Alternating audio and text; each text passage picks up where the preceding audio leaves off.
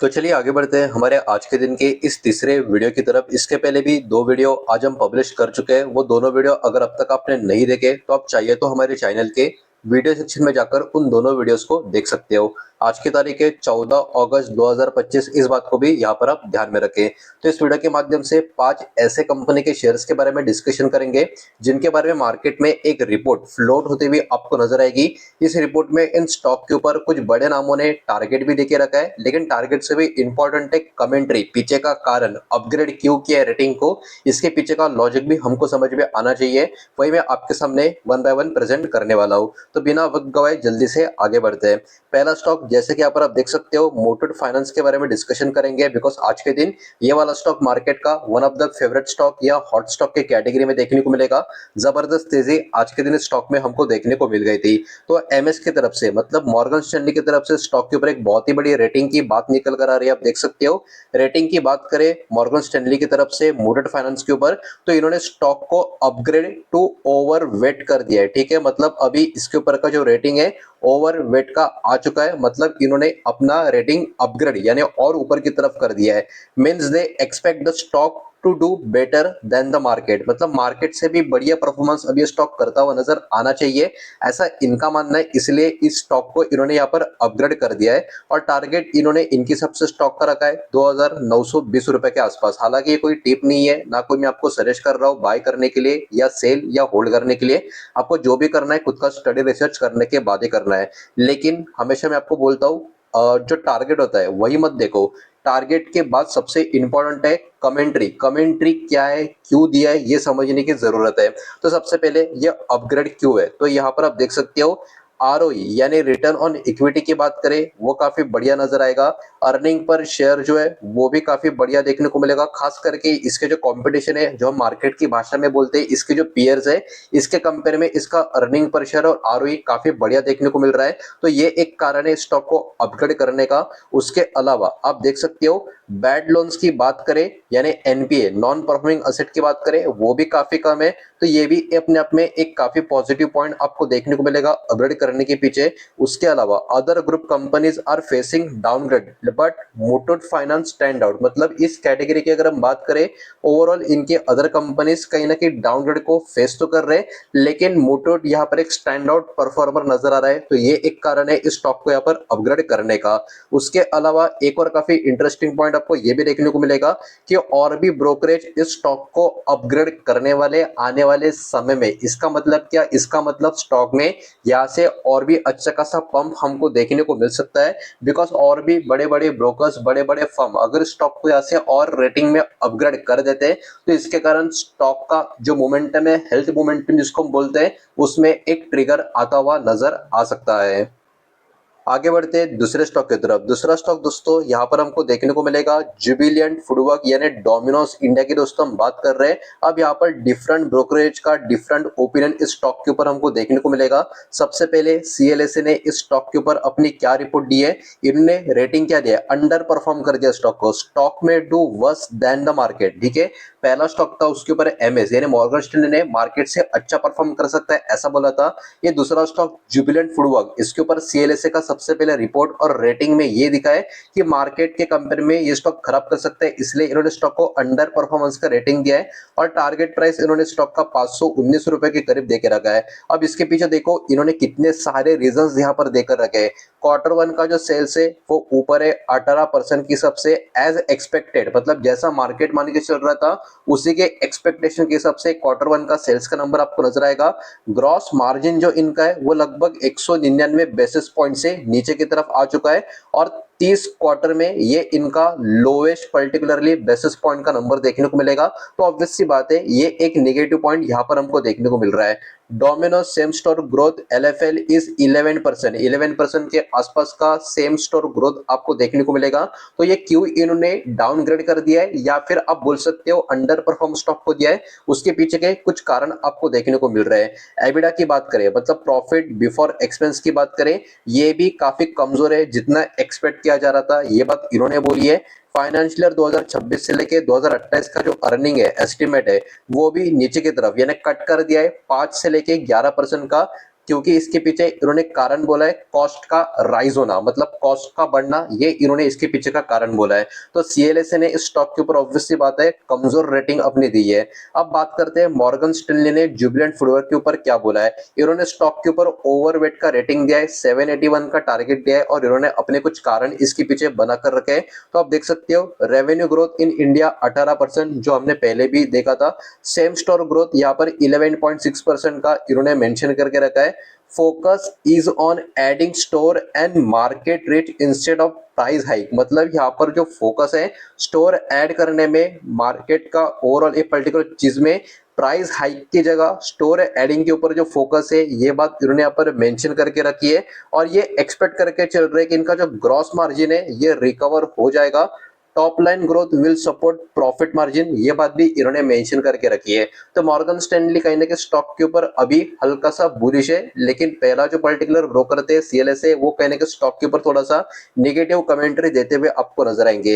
HSBC ने इस stock के ऊपर क्या रेटिंग दिया है। एचएसबीसी ने स्टॉक के ऊपर होल्ड का रेटिंग दिया है, हालांकि इसको इन्होंने अपग्रेड ही किया है होल्ड का रेटिंग देके, और इन्होंने टारगेट प्राइस 650 का रखा है। और इसके पीछे इन्होंने क्या क्या कारण रखे, तो इसके पीछे इन्होंने भी वही सेम टू सेम कारण कहीं ना कहीं नजर आएंगे। 11.6% के आसपास का सेम स्टोर ग्रोथ नजर आ सकता है या आ रहा है। High promotions have reduce margin slightly, मतलब हायर प्रमोशन जो है कर रहे हैं उन्होंने इनका जो मार्जिन है स्लाइटली यहाँ पर रिड्यूस कर दिया है। Confident that market share will grow, मतलब इस कंपनी का जो मार्केट शेयर है वो ग्रो होता हुआ नजर आना चाहिए, ऐसा इनका मानना है। और एक्सपेक्टेड है इनका steady growth H2 financial year 2026 में, ये बात इन्होंने बोल के रखी है। तो ये कुछ कमेंट्री तीन बड़े प्लेयर्स की जुबिलेंट फूडवर्क के ऊपर आपको यहाँ पर देखने को मिल रही है। आगे बढ़ते हैं तीसरे स्टॉक की तरफ। तीसरा स्टॉक है दोस्तों विशाल मेगा मार्ट, और इसके ऊपर मॉर्गन स्टैनली का एक बयान आता हुआ नजर आएगा। इन्होंने रेटिंग स्टॉक के ऊपर ओवरवेट का देके रखा है, टारगेट 161 रुपए के करीब का देके रखा है। और इसके पीछे कुछ कारण इन्होंने बोले। Q1 का परफॉर्मेंस की इन्होंने खास करके हाईलाइट किया है कि रेवेन्यू 21% से ऊपर है, एबिडा 26% से ऊपर है, नेट प्रॉफिट 37% से ऊपर है। ईयर ऑन ईयर नंबर्स की दोस्तों यहाँ पर बात हो रही है। सेम स्टोर ग्रोथ की अगर हम बात करें इस पर्टिकुलर कंपनी के लिए, तो वो अराउंड 10.5% से हिसाब से आपको देखने को मिलेगी। 10% का एक्सपेक्टेशन यहाँ पर देखने को मिल रहा था, तो स्लाइटली अपर एंड में आपको यहाँ पे नंबर देखने को मिलेगा। कॉम्पिटिटर डीमार्ट का रेवेन्यू ग्रोथ 16% के करीब है, एलएफएल 7.1% के करीब आपको देखने को मिलेगा। ग्रोथ ड्राइविंग्स की बात करें तो नए स्टोर, हायर कस्टमर्स का फुटफॉल, स्ट्रॉन्ग प्राइवेट लेबल, ये कुछ कारण आपको देखने को मिलेंगे जो इस कंपनी के ग्रोथ के पीछे यहाँ पर नजर आ रहे हैं। ये पर्टिकुलर ब्रोकर की तरफ से बयान देखने को मिल रहा है। और ग्रॉस मार्जिन 28.4% का है जो ऑन टारगेट है। एबिडा मार्जिन 14.6% के करीब का आपको नजर आएगा, जो ऊपर की तरफ जा चुका है ईयर ऑन ईयर बेसिस पे 54 बीपीएस पॉइंट के हिसाब से। तो कहीं ना कहीं ये कुछ पॉजिटिव ट्रिगर आपको देखने को मिलेंगे विशाल मेगा मार्ट के ऊपर। इसके वजह से इस पर्टिकुलर स्टॉक के ऊपर कमेंट्री काफी पॉजिटिव आपको देखने को मिल रही है। नेक्स्ट अगर दोस्तों बीपीसीएल, प्लीज वीडियो को लाइक कर देना, वीडियो को शेयर कर देना। पहली बार चैनल पे आ चुके हो तो चैनल को सब्सक्राइब भी कर देना।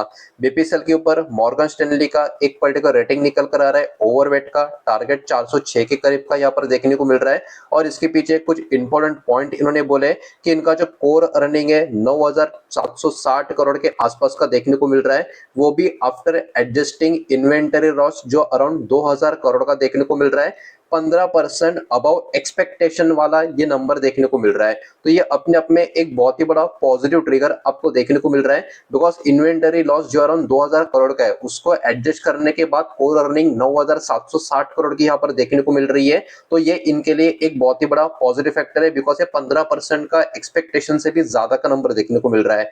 मार्केट वॉल्यूम 3% एक साल के हिसाब से बढ़ा है, जो बेटर देन इंडस्ट्री है, मतलब सेक्टर का कंपैरिजन में अगर हम देखें तो ये एक्चुअली काफी जबरदस्त वॉल्यूम आपको देखने को मिलेगा। मार्केट वॉल्यूम की बात हो रही है। इंडस्ट्रियल डीजल कंपटीशन अभी काफी टफ बना हुआ है। रशियन क्रूड डिस्काउंट लगभग 2 से लेके $3 पर बैरल का फाइनेंशियल ईयर 2025 में यहाँ पर देखने को मिलेगा। उसके अलावा if 1/3 crude comes from middle east, EPS could fall 3% but market has already price this risk. मतलब देखिए यहाँ पर आपको पता होगा क्रूड ऑयल का भी बहुत सारा अलग अलग प्रॉब्लम चालू है टैरिफ की वजह से, जो अमेरिका ने इंडिया के ऊपर लगाने का यहाँ पर जो बात किया है उसकी वजह से बहुत सारी अलग अलग चीजें यहाँ पर निकल कर आ रही है।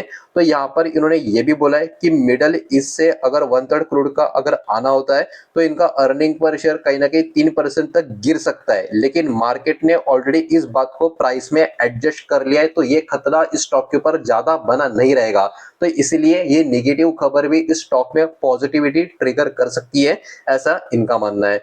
नेक्स्ट और आखिरी स्टॉक तो इन्फोसिस के बारे में मॉर्गन स्टैनली का सबसे पहले रिपोर्ट यहाँ पर पढ़ लेते हैं कि इन्होंने क्या बोला है। इन्होंने स्टॉक के ऊपर इक्वल वेट का रेटिंग देके रखा है, न्यूट्रल है, स्टॉक में perform in line with the market. मतलब कोई आउटस्टैंडिंग परफॉर्मेंस नहीं लेकिन खराब भी नहीं, मार्केट के साथ साथ परफॉर्म करता रह सकता है, ऐसा इनका मानना है। टारगेट 1700 के करीब का रखा है। की पॉइंट्स की अगर हम बात करें इनके, तो यहाँ पर आप देख सकते हो new joint venture in Australia with Telstra. मतलब ऑस्ट्रेलिया में जो जॉइंट वेंचर इनका देखने को मिल रहा है टेल्स्ट्रा के साथ, ये बात इन्होंने यहाँ पर मेंशन करके रखी है। Partner Vasan group as major client in government finance education and energy sector. ये अलग अलग इनके जो पार्टनर्स की बात हो रही है, इनका यहाँ पर ये पर्टिकुलर कंट्रीब्यूशन आपको देखने को मिलेगा। इनके जो जॉइंट वेंचर है ये कहीं ना कहीं इंप्रूव कर सकते हैं local presence but won't impact earning per share significantly. मतलब अभी जो भी इनके जॉइंट वेंचर्स की बातें निकल कर आ रही है, अलग अलग पार्टनर्स की जो बातें निकल कर आ रही है, ये कहीं ना कहीं इनका लोकल प्रेजेंस काफी बढ़िया इंप्रूव करने में मदद कर सकते हैं, लेकिन कंपनी का जो अर्निंग पर शेयर है इसको जबरदस्त तरीके से इंप्रूव इतना जल्दी ये होता हुआ नजर नहीं आएगा, इसलिए अभी भी स्टॉक के ऊपर न्यूट्रल आपको नजर आएंगे। नोमुरा की बात करें, नोमुरा ने स्टॉक के ऊपर बाय का रेटिंग दिया है, 1880 के करीब का टारगेट इन्होंने देके रखा है। और इनके कुछ की पॉइंट्स की बात करें तो इन्होंने ये बोला है कि इन्फोसिस ओन करता है 75% के करीब का, ऑस्ट्रेलियन एंटिटी टेल्स्ट्रा ओन 25%। मतलब ओवरऑल 100% में से दोस्तों यहाँ पर बात निकल कर आ रही है। और ये डील का साइज अराउंड आप देख सकते हो, ये एओडी मतलब ऑस्ट्रेलियन डॉलर की बात हो रही है, 233 ऑस्ट्रेलियन मिलियन डॉलर्स की दोस्तों यहाँ पर बात निकल कर आ रही है। ये डील का साइज हमको देखने को मिल रहा है। उसके अलावा expected to add $70 million revenue by financial 2026, जो अराउंड 0.35% का ओवरऑल ग्रोथ का कंट्रीब्यूशन भी बताता है। तो देखिए एक बात आपको समझनी होगी, इन्फोसिस में कोई यहाँ पर बियरिश नहीं है, बुलिश आपको नजर आएगा, न्यूट्रल टू बुलिश टाइप का बोल सकते हो, लेकिन यहाँ पर परफॉर्मेंस इन फ्यूचर काफी और मजबूत हो सकता है, इस बात को बस यहाँ पर आपको ध्यान में रखना होगा। तो यही सारा डेटा था जो इस वीडियो के माध्यम से आपके सामने प्रेजेंट करना था। उम्मीद करता हूँ वीडियो समझ आया होगा, पसंद आया होगा तो वीडियो को लाइक करें, दोस्तों शेयर करें, पहली बार चैनल पे आ चुके हो तो सब्सक्राइब भी कर देना, और कोई भी स्टॉक में निवेश करने से पहले खुद की स्टडी रिसर्च जरूर करें, फाइनेंशियल की सलाह जरूर लें। मिलते हैं नेक्स्ट वीडियो में, धन्यवाद।